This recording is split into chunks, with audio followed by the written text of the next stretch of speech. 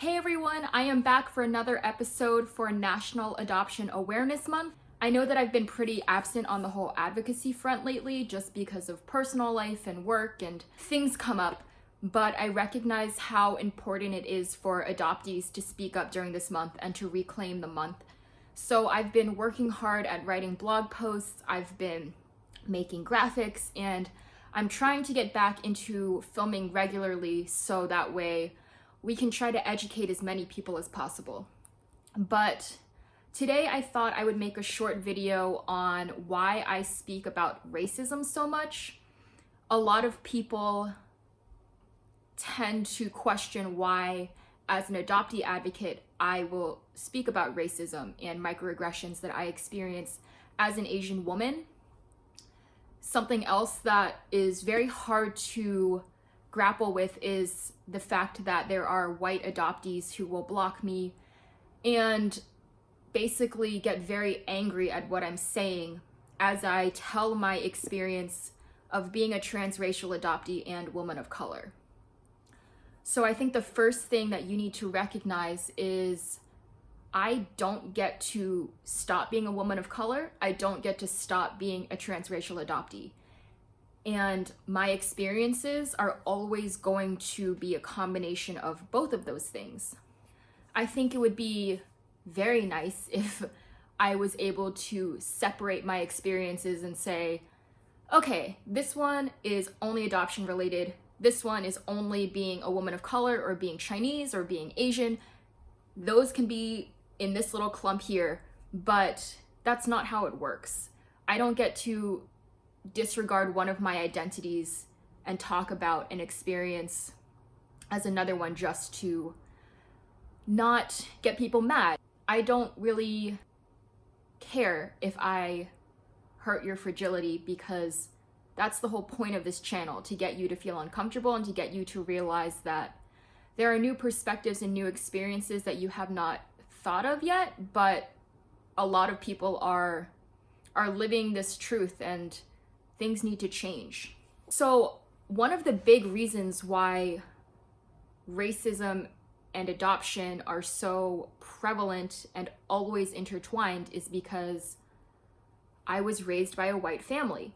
And so there were never talks with me about how I might go out in the world by myself and people are gonna call me chink or they're gonna pull their eyes into slits. I mean, I don't know if this still happens, but when I was in school, they did the thing where it was like, they pulled their eyes up and down and it was the song like Chinese, Japanese, look at these dirty knees or something.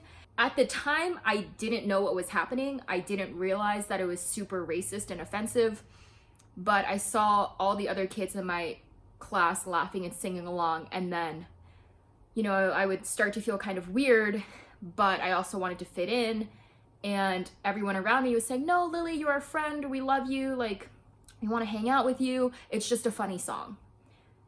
But it wasn't until I got to college and I was away from my white family when I realized that I do identify as a person of color.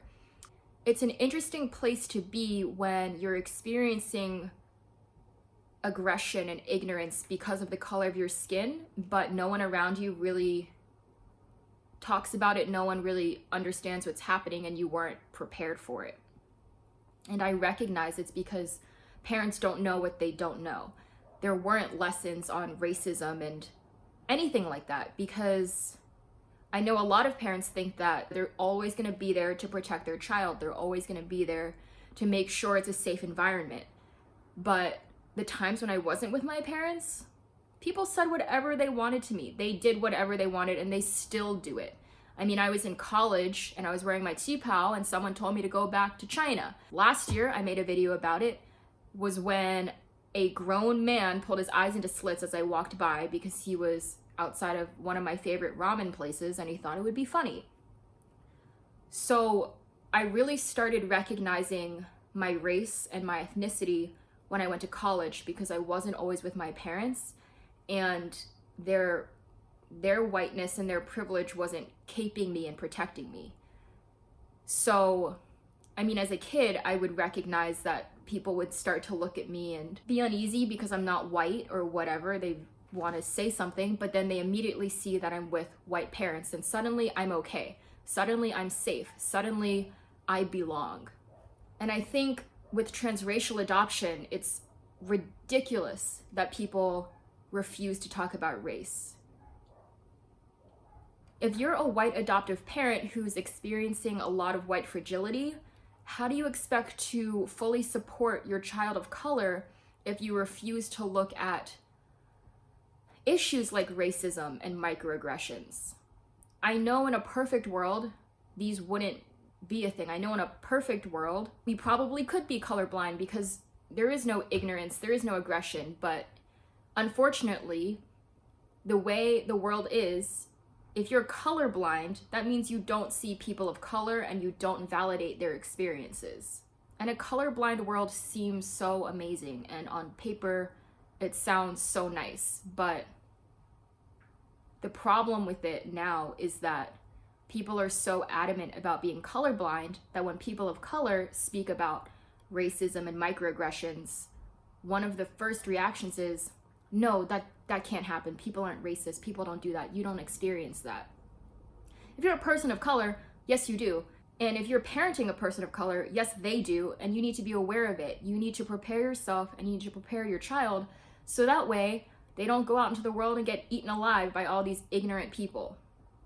I think that's my rant. There's probably going to be a part 2 because there's a whole other issue about parents with the whole intent versus impact debate and how these cute terms that they never intended to be offensive, with society and the nuances, they are pretty offensive, and adult adoptees have spoken up about it, but they're still being used.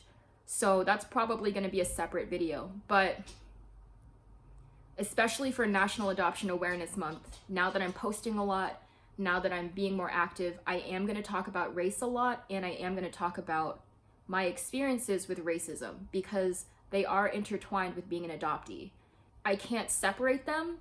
A lot of times when I experience racism, I question if I'm even allowed to be offended because so many Chinese people, so many Asian people have told me that I'm not really Asian, not really Chinese. And so that's a whole other level for an adoptee. I have benefited from the white privilege of my family. So do I get to be offended?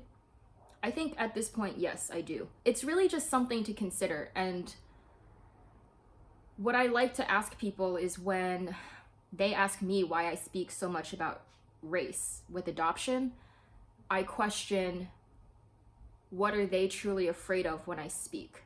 What are they getting defensive of when I speak? If they really want to support adoptees, if they really want to support transracial adoptees, and they want to help us embrace our race, ethnicities, and culture, I would hope, just like with adoption, they would recognize all the complexities and realities that come with being a person of color. That is my short video about why I talk about race so much. I will be making follow-up videos because this topic is so huge and there is just so much that people don't understand.